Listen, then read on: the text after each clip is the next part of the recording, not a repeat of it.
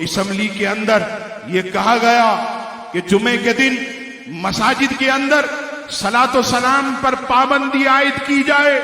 مرد مومن مرد حق اٹھے اور اسمبلی کے اندر اپنی سیٹ پر کھڑے ہو کر کہا اے جناب اسپیکر، یہ کہتا ہے کہ جمعے کے دن مسجد میں صلاۃ و سلام پر پابندی عائد کی جائے. اب سنو، جب بھی اسمبلی کا اجلاس ختم ہوگا ہم کھڑے ہو کر یہاں بھی سلام پڑھیں گے.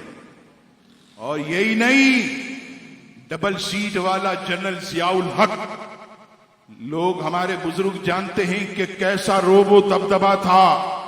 کیا ہوا؟ زکوٰۃ جمع کی گئی جیسے حکومت کرتی ہے. اب جب زکوٰۃ جمع کی گئی، 1 سال ہو گیا، زکوٰۃ مستحقین تک نہیں گئی. علماء بیٹھے ہیں، شرعی مسئلہ یہ ہے کہ اگر زکوٰۃ کی رقم پر سال گزر جائے تو زکوٰۃ کی رقم پر بھی زکوٰۃ دینی ہوگی، ورنہ جمع کرنے والے کی گردن ہوگی. جنرل ضیاء نے یہ زکوٰۃ جمع کی، مستحقین تک نہیں پہنچائی.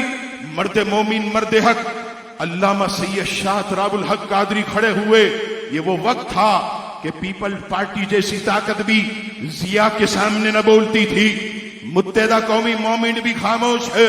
بڑے بڑے جو ہے جماعت اسلامی کے رہنما جو اس وقت موجود تھے وہ بھی خاموش ہے. لیکن مرد مومن مرد حق اٹھے اور کہا ضیاء صاحب، یہ زکوٰۃ کی رقم پر 1 سال ہو گیا، اگر تم نے اس پر زکوٰۃ نہ دی اور اسے مستحقین میں نہ بانٹا تو قیامت کے دن اللہ کے دربار میں تمہاری گردن پکڑی جائے گی. وہ گھبرا اٹھا، وہ حیران ہو گیا.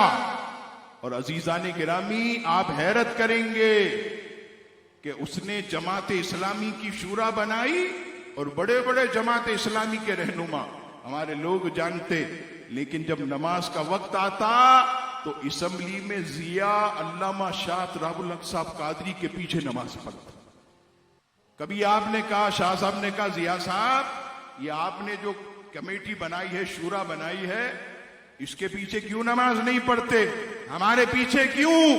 تو کہا اس لیے کہ تمہارا نام بھی تراب الحق ہے اور تم بولتے بھی حق ہو.